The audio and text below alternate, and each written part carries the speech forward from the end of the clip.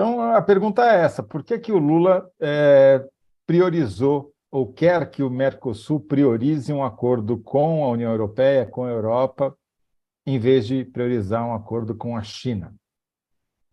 Pois é, porque ele salva o Mercosul, que sofre uma ameaça com essa tentativa do Uruguai de negociar um acordo de livre comércio com a China. É claro que o Uruguai, para assinar, precisa da concordância de Brasil, Argentina e Paraguai, que compõem o Mercosul com o Uruguai, mas é sempre um complicador. Então, Lula, ele fez do limão uma limonada.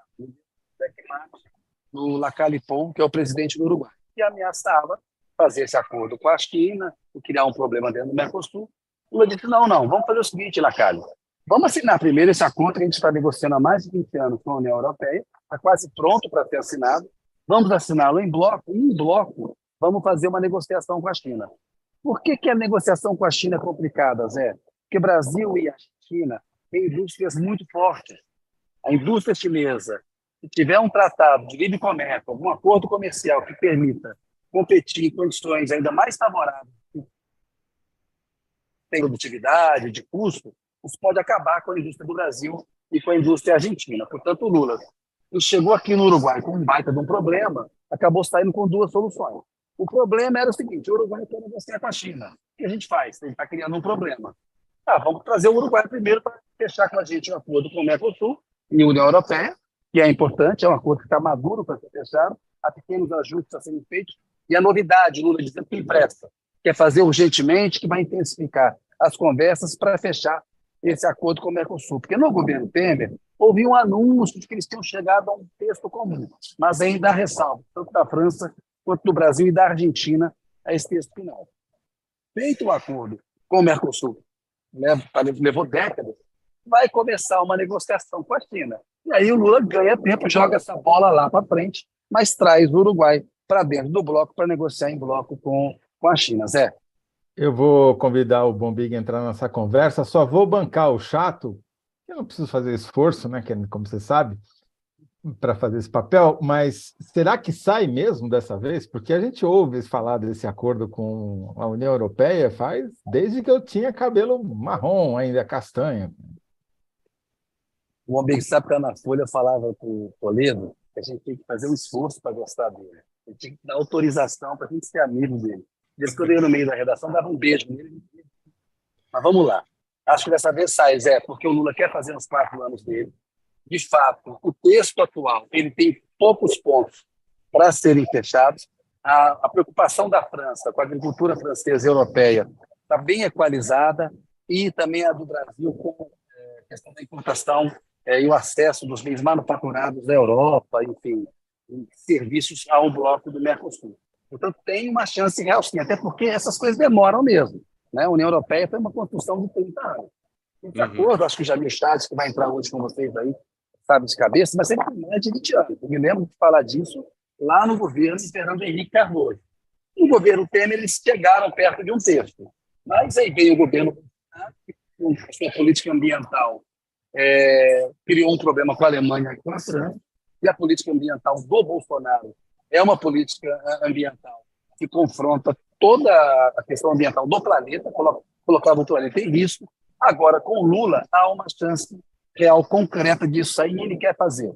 Ele falou num tom diferente do que ele vinha falando. Na campanha eleitoral, ele falava assim, vamos ver como é que a gente faz. Hoje, ele pegou e falou, nós vamos intensificar e vamos assinar urgentemente. Então, eu acho que tem uma chance grande de esse acordo com a União Europeia sair dentro desses 4 anos, porque aí a gente esquece aquela coisa de entrar na OCDE, aí consegue tempo para negociar um acordo do Mercosul com a China. Tem uma mudança de tom do Lula, e ficou muito claro, viu, Toledo? Como é bom assim, um país voltar a ter presidente, alguém que gosta de política internacional, a forma como o Lula foi recebido na Argentina, hoje aqui no Uruguai, a forma como lidou com os temas, né?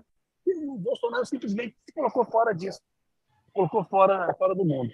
Então, o Lula, ele gosta de política externa, está muito interessado em fazer disso uma das marcas da gestão dele, porque ele sabe que eu tenho pouco tempo.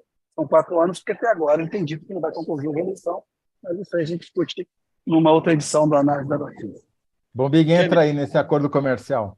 Não, eu ia te perguntar justamente o que o Kennedy abordou, assim, tangenciou esse ponto que eu queria pegar com ele, né?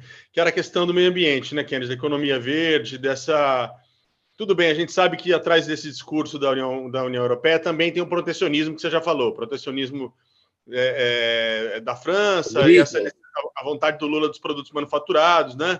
A gente também entrar nessa coisa da indústria. Mas como é que você está sentindo isso? De 0 a 10, quanto melhora o fato de você ter uma ministra do Meio Ambiente como Marina Silva, você ter uma outra visão do meio ambiente para conversar com os europeus nesse momento? Porque quando esse acordo começou lá atrás do Fernando Henrique, era outro mundo, né? Impressionante. Não faz tanto tempo assim, mas era outro mundo. Queria que você falasse um pouquinho de como você sente a importância dessa questão ambiental para destravar finalmente esse acordo. Bom, Big, melhora bastante. A Marina tem credibilidade, e o Lula muito disposto hoje, Lula Califou, para a reforma da ONU. Ele falou que é importante ter uma reforma da ONU, coloca no centro da discussão a questão climática. Você faz reuniões internacionais, todo mundo diz que de medidas maravilhosas, disse Lula, mas na hora de aplicar nos Estados nacionais, ninguém aplica. Os Estados Unidos ainda não assumiram o protocolo de Kyoto, a Europa não tem os 10% de etanol na gasolina, a China não cumpre as promessas dela de reduzir as emissões. Enfim, cada um, e o Bolsonaro fez uma farra aqui no meio ambiente, inclusive com repercussão na questão Yanomami, que vocês trataram antes, ou seja, de uma ação de destruição, inclusive, das populações indígenas. Tem uma mudança, assim, da recepção da comunidade internacional, da forma como o Brasil encara a questão ambiental. O Lula tem muito mais credibilidade do que o Bolsonaro tinha para falar na questão do meio ambiente. E ele falou que uma reforma da ONU, com o Conselho de Segurança ampliado e sem direito a veto, que a mudança climática tem que estar no centro dessa nova governança global. E só uma governança global vai conseguir cuidar do planeta. E aí essas políticas e essas decisões globais, elas têm que ser efetivas, porque os Estados nacionais acabam aplaudindo nos fóruns internacionais, quando chegam na hora de aplicar, ainda estão muito dependentes da economia baseada no...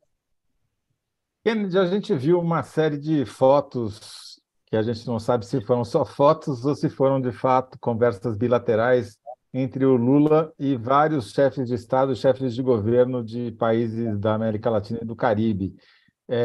Foi só ali para fazer a foto, fazer uma média, ou teve conversas com outros presidentes, além do presidente da Argentina e do presidente do Uruguai?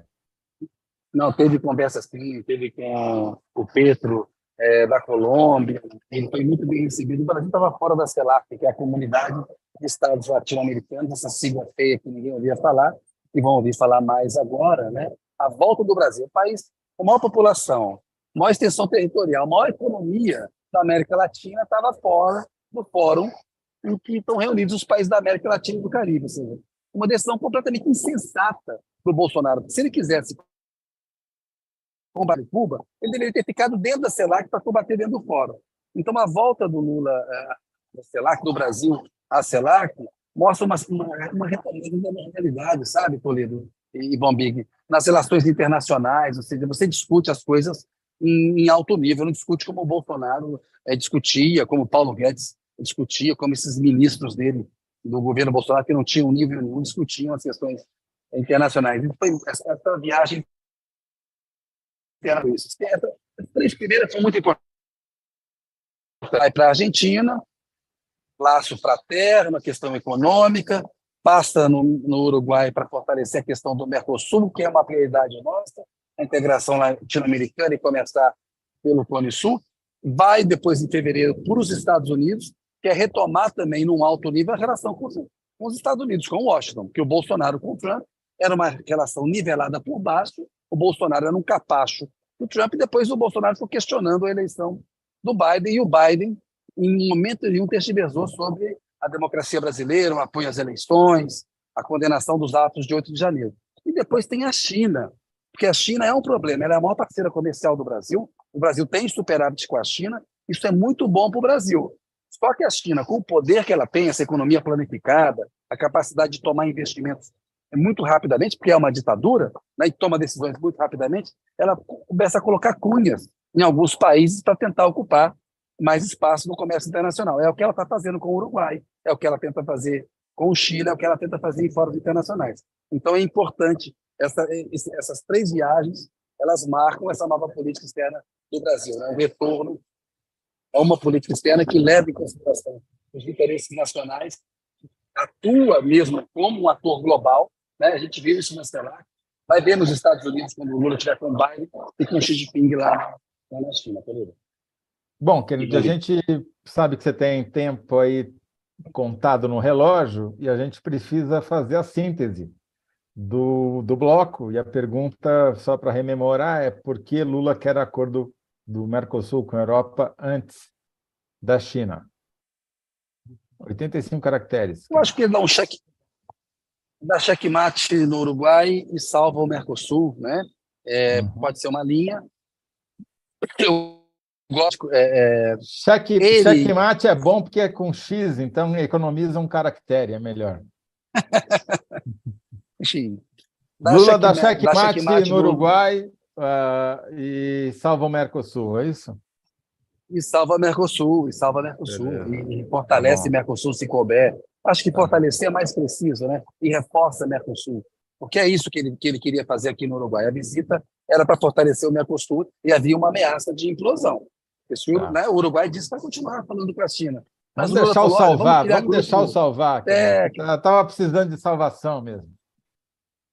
Então vamos salvar. Obrigado, viu? Okay. Eu sei que está ventando, você tem outras coisas para fazer, você fica aí, volta quando? Quando o Lula volta? E você, por consequência? O Lula volta nesta noite, depois do encontro com o Lacalle Pou, que é conservador. Ele esteve aqui na Intendência, que é a prefeitura de Montevidéu, recebeu uma medalha, uma homenagem dele em defesa do meio ambiente, que tem até a ver com o que o Bombig perguntou, e foi encontrar quem ele chamou de irmão, que é o José Mujica. Foi lá para a chácara do Mujica. Eu não consegui ir para lá, eu tinha que entrar aqui com vocês, tem que entrar depois na Rede TV para fazer o comentário e perdi a visita do Lula Mujica. O título, Marina, não é nada disso. A síntese é o seguinte: Kennedy troca Mujica por Toledo e Lula por Bombig. Esse é o título. É isso aí. Obrigado. Beijo, Bombig, beijo. Valeu. Muito bem, Marina. Agora você vai ter duas opções de síntese para você